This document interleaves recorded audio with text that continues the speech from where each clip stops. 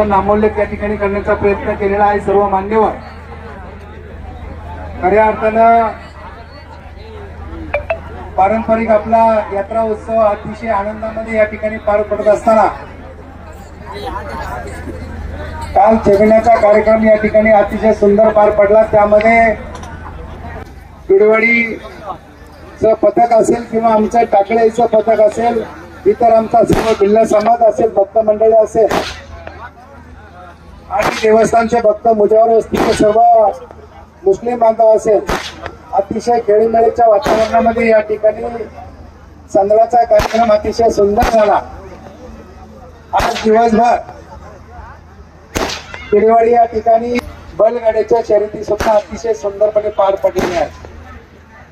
आजचा दिवस कारण यात्रा उत्सव म्हटले की प्रत्येकाला त्या ठिकाणी आपल्या देवस्थानच्या बद्दल आदर आणि प्रेम असतं आणि तो आनंद व्यक्त करण्यासाठी आपण सर्व या ठिकाणी पैकी व्हायला सांगायचं म्हटलं तर लिंगाजुळे गावाच्या सानिध्यामधून आपणही सुद्धा मिरवणूक होईल आणि आपलाही सुद्धा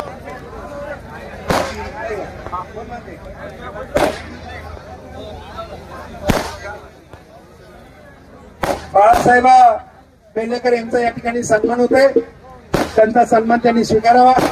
आणि खऱ्या अर्थानं आपल्या सर्वांना एक विनंती आहे की आचारसंहिता आहे आणि आचारसंहिता असताना तमाशा अतिशय सुंदर आहे.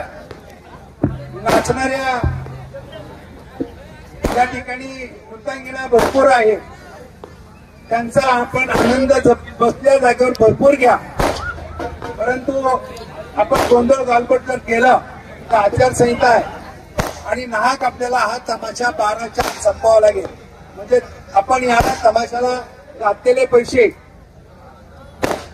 सरकारला सुद्धा या ठिकाणी फेटा बांधायचा आहे. घातलेले जे आपण पैसे आहेत त्याचा आपल्याला पुरेपूर आनंद मिळणार नाही. आणि आचारसंहितेच्या आणि अतिशय चांगला तमाशा आहे त्याचा पूर्णपणे आपण सर्वांनी फायदा घ्यावा आपल्या सर्वांना विनंती करतो. आणि या ठिकाणी तमाशाचा आणि सकाळी गावामध्ये 9 ते 11 शाळेच्या प्रांगणामध्ये बसण्याच्या ठिकाणी तिथं मंडप सुद्धा लावलेला आहे. उन्हाची सावली केलेली आहे. त्याही सीटांचा आपण सर्वांनी आस्वाद घ्यायचा आहे आणि अतिशय सगळ्यांनी सहकार्य करावं अशी आपल्या सर्वांना या ठिकाणी विनंती करतो. आपण या ठिकाणी श्रीफळ फोडून या तमाशाला सुरू करायचंय आणि त्यांच्या समोर आणि ज्येष्ठ मार्गदर्शिका आमच्या आत्याबाई यांनाही सुद्धा विनंती करतोय की आपल्या हस्ते सुद्धा या ठिकाणी एक नारळ फोडण्याचं आपण करावं. यात्रा कमिटीचा मी अध्यक्ष, बऱ्याच जणांचं म्हणणे असं तुम्ही फोडा. आपण अध्यक्ष जरी असलो तरी अध्यक्षाचा मानाचा सन्मान नसावा किंवा आपण त्या गोष्टीचा अट्टास धरू नये अशी माझी सर्वांना विनंती आहे. आपणच त्यामध्ये सामील आहोत, आपण सर्वजण त्यामध्ये आहे असं समजून आपण या ठिकाणी आता एवढे आपल्या हस्ते एक नारळ या ठिकाणी वाढवा.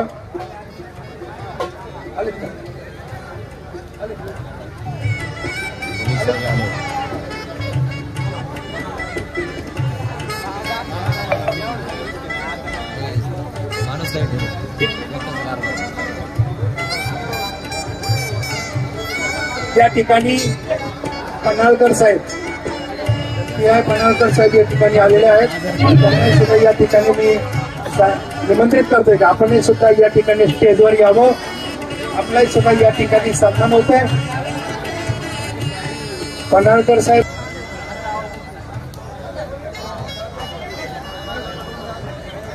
या ठिकाणी रावडेवाडी गावचे सरपंच भाऊसाहेब किटे आपणही सुद्धा उपस्थित झालात. आपलंही सुद्धा सहर्ष स्वागत. या ठिकाणी पन्हाळकर साहेबांनी त्यांचा या ठिकाणी सन्मान करण्यात येत आहे.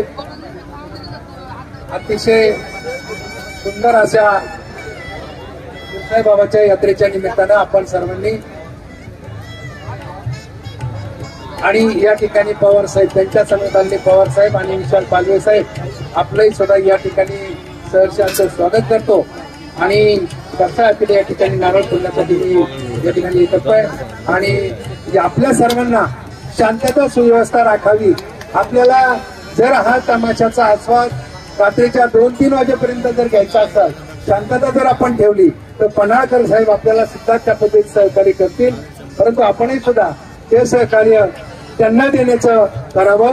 म्हणून मी पन्हाळकर साहेबांना सुद्धा या ठिकाणी विनंती करतोय की आपणही सुद्धा आलेल्या रसिकांना 2 मिनिटं मार्गदर्शन करावं. आपल्या शुभवाणीतून त्यांना मार्गदर्शन करावं. पोलीस प्रशासनाच्या वतीने निमगावमध्ये गावातील नागरिक आणि परिसरातील नागरिकांना त्या लोककलेनिमित्त आणि यात्रेनिमित्त शुभेच्छा देतो. हा लोककलेचा कार्यक्रम आपल्यासाठी आयोजित, आपण शांततेनं त्याचा आनंद घ्यायचा आहे. बाहेर गावातून जे काही मित्र कंपनी आलेली असतील त्यांनी पाहुण्यासारखंच राहायचंय, पाहुण्यासारखाच आनंद घ्यायचा आहे.